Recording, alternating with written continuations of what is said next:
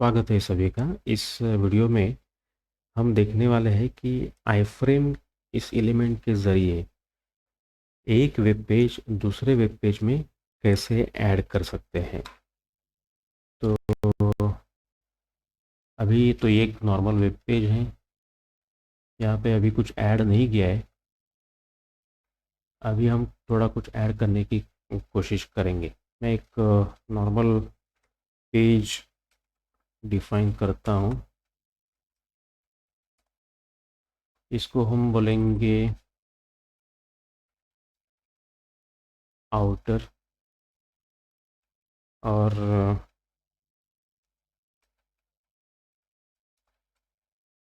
इसको कुछ टाइटल दे देंगे।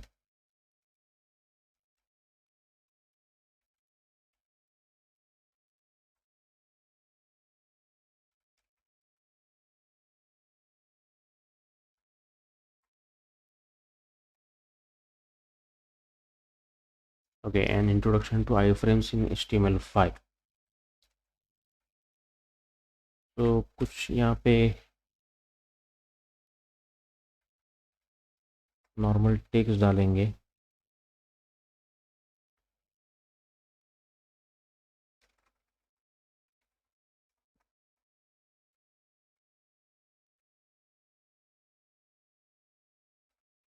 This is a normal web page. Okay, अभी हमको क्या करना है, हमको एक iframe जो हमको इस पेज में डालनी है वो डिज़ाइन करनी है। तो मैं iframe करके एक iframe.html नाम कुछ भी हो सकता है, मैं डिफाइन करने की कोशिश करता हूँ। ये iframe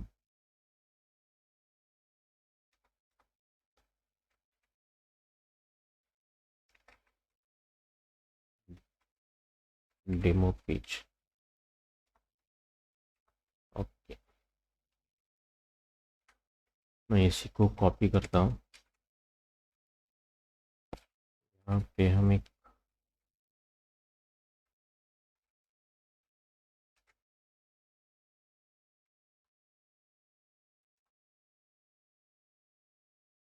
हेडिंग दे देते हैं, और यहाँ पे एक नॉर्मल सा पैराग्राफ दे देंगे। वहाँ पे कुछ भी रैंडम लोरेम टेक्स्ट दे देंगे। एक ओके, तो ये बन गया एक ऐसा रैंडम पेज यहाँ पे, और एक लिंक भी दे देंगे।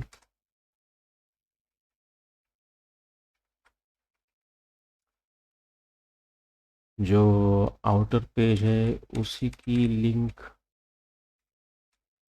हम यहाँ पे दे देंगे।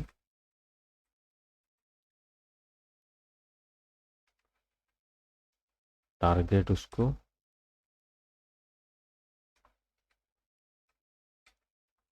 ब्लैंक कर देते हैं।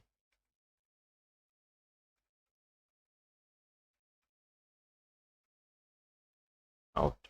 ओके, तो इसको सेव किया। अभी एक नॉर्मल पेज है जहाँ पे कुछ भी नहीं है, सिर्फ एक हेडिंग है, नॉर्मल रैंडम पैराग्राफ टेक्स्ट है, और एक लिंक है, हाइपर लिंक, जो आउटर पेज को पॉइंट करेगी।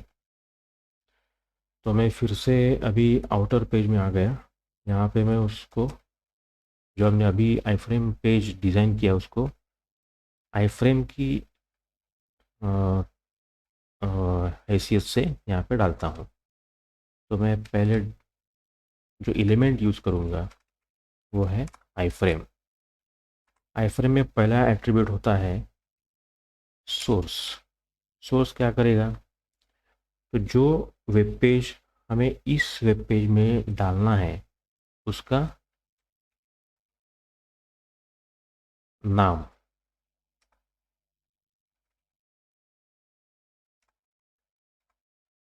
iframe dot HTML। अगर ये दूसरे डायरेक्टरी में रहेगा तो उसका पूरा पाथ या रिलेटिव पाथ देना पड़ेगा। तो ये हो गया सोर्स, जैसे कि हम इमेज के लिए सोर्स देते हैं। बाद में आएगा नेम, जैसे हम फॉर्म को नेम देते हैं वैसे इस फ्रेम को भी, आई फ्रेम को हम नेम दे देंगे, डेमो अंडरस्कोर आई फ्रेम हो गया। इसकी हम डिफ़ॉल्ट विड्थ रहती है, लेकिन हम उसको डिफ़ाइन भी कर सकते हैं, जो हम पिक्सल में परसेंटेज में कर सकते हैं। अभी हम उसको सिंपली पिक्सल में देते हैं 400 पिक्सल्स। हाइट भी दूसरा पैराग्राफ एट्रीब्यूट है जिसको हम 300 पिक्सल दे देते हैं। सो ये तो जो मिनिमम हमने अभी एट्रीब्यूट देखे, बहुत सारे और भी है, हम कुछ और देखेंगे बाद में। तो अभी जो पेज नॉर्मल था उसमें ये आई फ्रेम आ गया, आप देख सकते हैं यहाँ पे। तो पहले यहाँ पे नहीं था। जो ये मैं हटा दूँ तो इतना ही पेज था। अभी अगर हमने जो आई फ्रेम डिज़ाइन की है वो डाल दी तो ये आई फ्रेम यहाँ पे आ गई ऐसे। उसको यहाँ पे ये रूलर्स भी आ गए। अगर हमने उसकी विड्थ जो है वो कम कर दी तो ऐसा दिखेगा, और भी कम कर दी तो उसको ये नीचे वाला हॉरिजॉन्टल रूलर आ गया, ये वर्टिकल भी आ गया। उसको नॉर्मल कर देते हैं पहले जैसा। ओके, डेमो आई फ्रेम, स्पेलिंग गलत था। ओके, वो नाम कुछ भी हो सकता है। तो ये जो पैरा अभी एट्रीब्यूट्स हमने देखे, source, name, width, height, self explanatory है। इसके माध्यम से हमने जो जो आई फ्रेम डिज़ाइन की है वो एक ये अलग सा वेब पेज है और ये अलग वेब पेज है। इसको हमने इस वेब पेज में डाला है। तो मिनिमम जो अभी एट्रीब्यूट्स है वो हमने देखे। और भी कुछ एट्रीब्यूट्स है, वो है, पहला है सिमलेस। सिमलेस एट्रीब्यूट बेसिकली क्या करता है कि जो अभी हम ये फ्रेम करके देख रहे हैं यहाँ पे, वो उस वेब पेज को इस आउटर वेब पेज का यानी कि पेरेंट वेब पेज का पार्ट ही बना देता है। लेकिन अभी जो ब्राउज़र्स है बहुत सारे इस एट्रीब्यूट को सपोर्ट नहीं करते, इसलिए हम इसे एग्जीक्यूट नहीं करेंगे। दूसरा है वो सैंडबॉक्स है। सैंडबॉक्स बेसिकली ये समझने के लिए हम इसका बैकग्राउंड देखेंगे। ये जो आईफ्रेम है उसके यूज से थोड़ा सा सिक्योरिटी रिस्क भी पॉसिबल है। अगर जो आईफ्रेम हम डाल रहे हैं वो किसी दूसरे पेज का है और वो पेज कॉम्प्रोमाइज़ है, उसमें सिक्योरिटी नहीं है, तो हो सकता है कि इस फ्रेम से हमारे पेज को भी प्रॉब्लम हो, अटैक हो। तो इस पेज में हमने एक लिंक डाल दी है। अगर हम चाहें कि ये लिंक दिखे लेकिन वो एग्जीक्यूट ना हो, अभी जब तक मैंने ये सैंडबॉक्स नहीं लिखा है, एट्रीब्यूट यूज़ नहीं किया है, तो मैं आपको दिखा दूँ। यहाँ पे मैं रिफ़्रेश करता हूँ। अगर यहाँ पे मैं अगर क्लिक करूँगा तो दूसरे टैब में वही आउटर पेज फिर से ओपन हो गया। अब इसको मैं सैंडबॉक्स करना चाहूँ, सैंडबॉक्स माने खाली वो पेज दिखेगा, लेकिन ये सैंडबॉक्स के जो वैल्यूज़ हैं, allow forms, allow models, allow pointer lock, एक एक करके हम अलाउ कर सकते हैं। अगर हमने वैल्यूज़ यहाँ पे नहीं डाले तो पूरा वो जो पेज है वो सिर्फ खाली दिखेगा, उसमें कुछ एग्जीक्यूट नहीं होगा, स्क्रिप्ट एग्जीक्यूट नहीं हो सकती। तो इसको बोलते हैं सैंडबॉक्सिंग।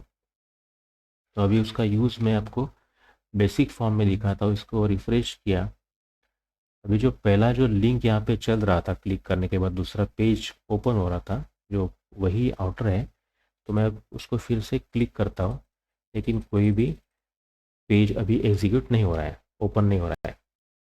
तो this is the meaning of sandboxing.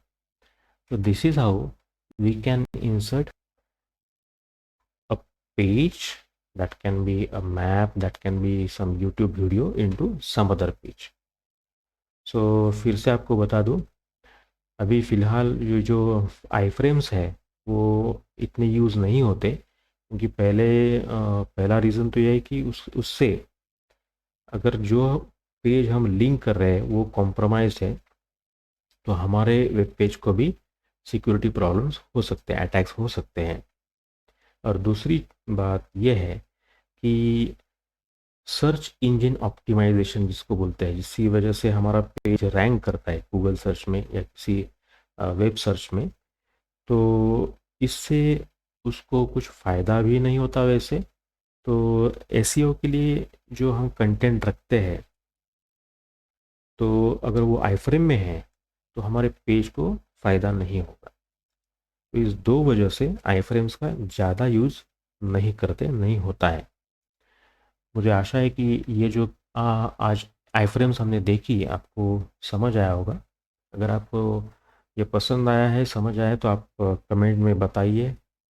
आपके जो व्यूज़ है वो भी आप बता सकते हैं. ये वीडियो देखने के लिए धन्यवाद. धन्यवाद.